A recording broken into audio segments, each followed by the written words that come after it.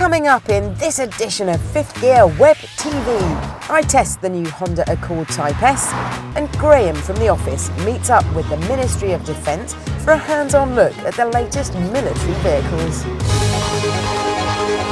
Welcome once again to the home of Fifth Gear on the net. First up, the news. Earlier this week, Peugeot delivered its newest car to the office for an exclusive first look. It's called the 3008 and has been designed to provide the drivability of a hatchback, the high seating position of an SUV, and the practicality of an MPV.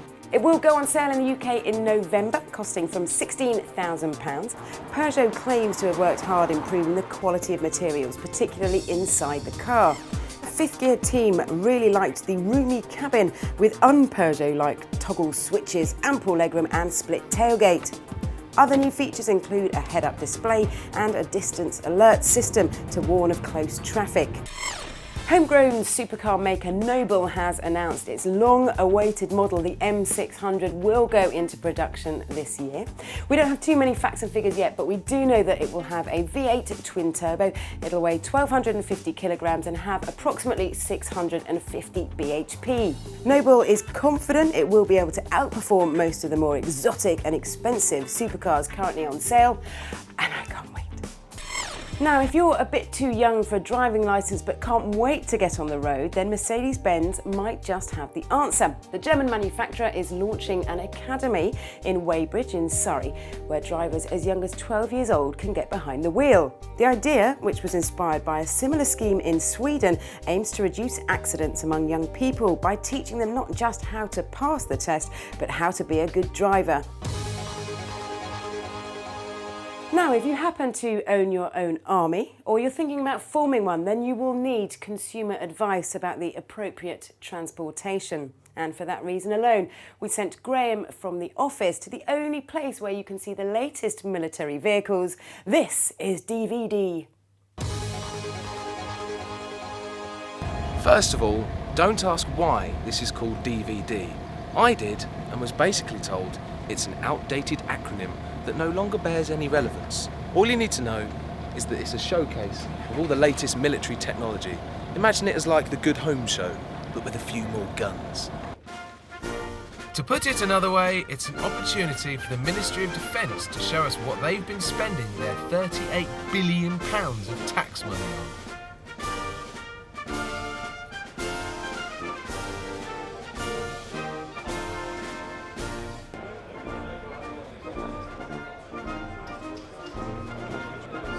To be honest, while all the balaclavas and lights are all very useful, I'm not really interested in all that domestic stuff.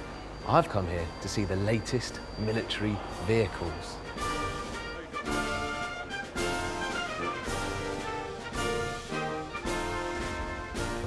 Like this 540 brake horsepower Ranger patrol vehicle, it's just been rated as exceeding Defence Standard 4, the highest rating an armoured vehicle can get. That's partly down to its reactile armour. If it's hit by a grenade launcher, these side panels here effectively ping off under detonation and push the grenade away, which leaves the occupants and the vehicle safe inside. You're probably thinking that this is a prop from the new Judge Dredd movie, but it's not. It's the new Iveco Tracker with protected cab. It's 8-wheel drive, bulletproof, mine-proof, has run-flat tyres so you can escape from baddies even if you get a puncture. And it's got armoured glass and thickened steel, so heavy that even when the door opens easily, it's quite hard to close.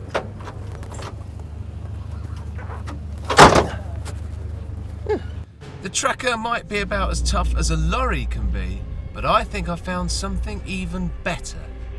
This is the Supercat Jackal, the ultimate four-wheel drive patrol vehicle, which is probably why the MOD have just ordered 110 of them.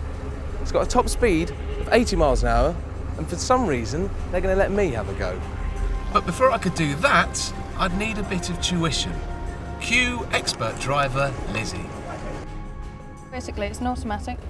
Okay. So all we need to do is start her up, turn the key, press the button. Go on then.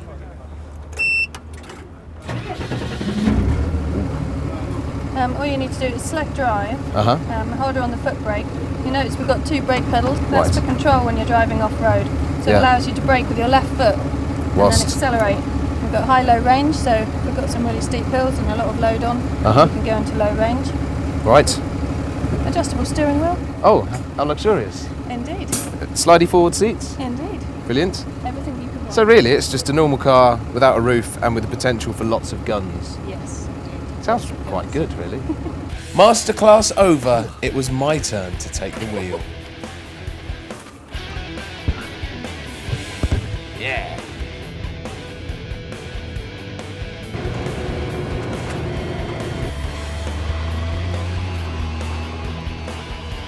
With its 6.7 litre turbocharged diesel engine producing 183 brake horsepower and over 500 pounds-foot of torque, the dirt and mud was no match for my 5-ton Jackal.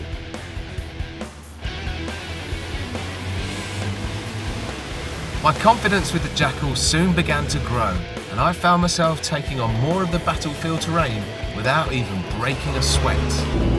Doing very well, you seem quite comfortable. It's really easy to drive. You actually get quite a lot of feedback through the wheel. You could feel the front wheels kind of chopping into the ground and getting grip. But I still had to tackle the most fearsome section of the off-road course. The terrifyingly steep 1-in-1 hill. Easy on the brakes.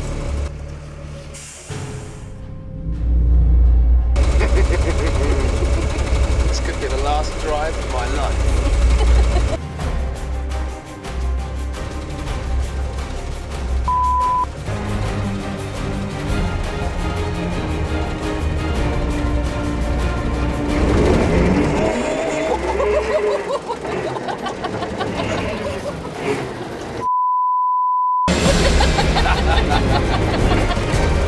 Most important thing is, we're alive. Yeah?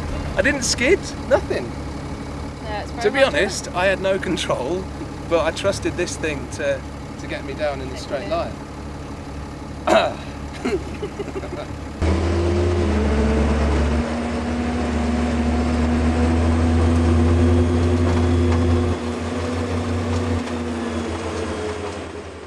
So the MOD spend £38 billion a year on stuff like this. I reckon it's money well spent. It's the best fun I've had. And obviously fairly useful. Brilliant. And now to our road test portion of the show, and the spotlight shines on the Honda Accord Type S. It's new, it's sporty, and oh dear, it's a diesel. In this colour, premium white pearl, it does look more like a Stormtrooper Transformer than a Repmobile, which is a good thing, and it really stands out. It's got 18-inch alloy side skirts, front spoiler, rear diffuser, so looks good, drives well.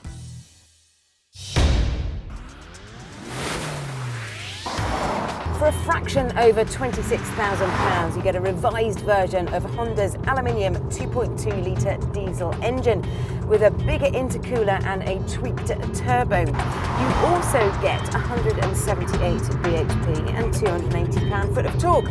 That will get you to 62 miles an hour in 8.8 seconds and 136 flat out, which is all very comparable to its rivals. But the way it gets there is terrific. The turbo spins into action from 2,000 RPM, and once you're up and running, it's ever ready to pounce into overtaking manoeuvres, particularly in 6th gear on motorways. It is a great engine, and it's mated to a slick, crisp 6-speed gearbox. The Accord chassis forms a good foundation for this car's sport suspension, which firms up the handling to pseudo touring car levels. It corners with such confidence and so little fuss, and the steering is spot on. That surely a track day or two's on the cards. When it comes to credit crunch busting figures, the Type S isn't any worse or any better than most, but it does have a hefty 65 litre fuel tank, which means that you could drive from Plymouth to Aberdeen in one sitting if you go by Honda's average MPG figure of 48.7. The design is very neat and clean in here, and although it looks like there's been an explosion of buttons and switchgear, it is incredibly ergonomic, and it's one of the most intuitive sat-navs I've ever come across. Just turn the dial and press. It's idiot-proof, and it needs to be with me. Now in here you've got a USB port, Bluetooth connectivity, a rear parking camera and plenty of airbags, which are all very worthy and practical, but there's not much in here that says Type S stands for sporty, more like sedate. I have been surprisingly surprised by how good the Type S is. Its 2.2 litre diesel engine is a racy one, as is its handling, and of course it comes with Honda's strong reliability and resale record. Ford's Mondeo gives it a good run for its money, but Mazda's 6, at £3.5 cheaper, is the easy on the pocket option. But the Honda holds its own really well, which is why I'm giving it a rating of 8 out of 10.